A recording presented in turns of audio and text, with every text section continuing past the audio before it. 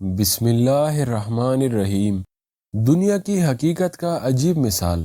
دوستو، اس واقعے سے آپ لوگوں کو دنیا کی حقیقت کے بارے میں پتہ چلے گا کہ دنیا کی حقیقت اصل میں کیا ہے۔ امام غزالی رحمۃ اللہ علیہ نے یہ بات بڑی اچھے انداز میں سمجھائی۔ وہ فرماتے ہیں کہ ایک آدمی جا رہا تھا کہ ایک شیر اس کے پیچھے بھاگا۔ اس کے قریب کوئی بھی درخت نہیں تھا کہ جس پر وہ چڑھ جاتا۔ اسے ایک کنواں نظر آیا۔ اس نے سوچا کہ میں کنویں میں چھلانگ لگا دیتا ہوں۔ جب شیر چلا جائے گا تو میں بھی کنویں سے باہر نکل آؤں گا۔ جب اس نے نیچے چھلانگ لگانے کے لیے دیکھا تو کنویں میں پانی کے اوپر ایک کالا ناگ تیرتا ہوا نظر آیا۔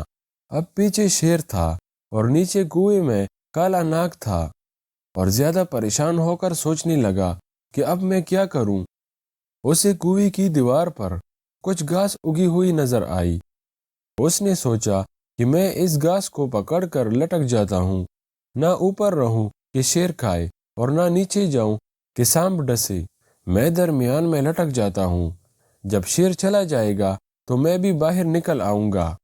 تھوڑی دیر کے بعد اس نے دیکھا کہ ایک کالا اور ایک سفید چوہا دونوں اسی گھاس کو کاٹ رہے تھے جس گھاس کو پکڑ کر وہ لٹک رہا تھا۔ اب اسے اور زیادہ پریشانی ہوئی۔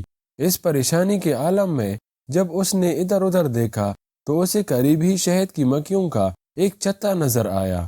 اس پر مکھیاں تو نہیں تھی مگر وہ شہد سے بھرا ہوا تھا۔ یہ چتا دیکھ کر اسے خیال آیا کہ ذرا دیکھو تو صحیح اس میں کیسا شہد ہے۔ چنانچہ اس نے ایک ہاتھ سے گھاس کو پکڑا اور دوسرے ہاتھ کی انگلی پر جب شہد لگا کر چکھا تو اسے بڑا مزہ آیا۔ اب وہ اسے چاٹنے میں مشغول ہو گیا۔ نہ اسے شیر یاد رہا، نہ ناگ یاد رہا، اور نہ ہی اسے چوہے یاد رہے۔ سوچے کہ اس کا انجام کیا ہوگا۔ یہ مثال دینے کے بعد امام غزالی رحمۃ اللہ علیہ فرماتے ہیں، اے دوست، تیری مثال اسی انسان کی سی ہے۔ ملک الموت شیر کی مانند تیرے پیچھے لگا ہوا ہے۔ قبر کا عذاب اس شام کی صورت میں تیرے انتظار میں ہے۔ کالا اور سفید چوہا یہ تیری زندگی کے دن اور رات ہے۔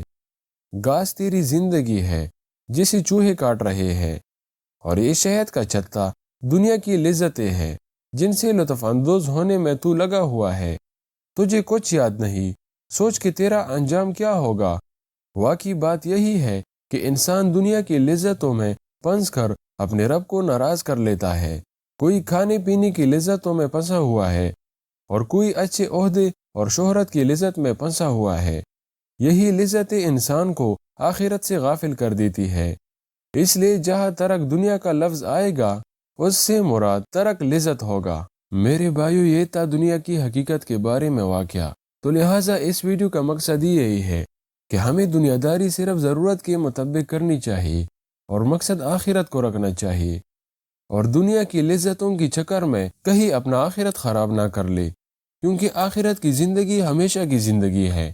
میں امید کرتا ہوں اس واقعے سے آپ لوگوں نے سبق حاصل کیا ہوگا۔ اگر ویڈیو پسند آئی ہو تو ہمارا حوصلہ اور بڑھانے کے لیے ویڈیو کو لائک کرو اور چینل کو سبسکرائب کرو۔ ہمیشہ خوش و آباد رہو۔ اللہ حافظ۔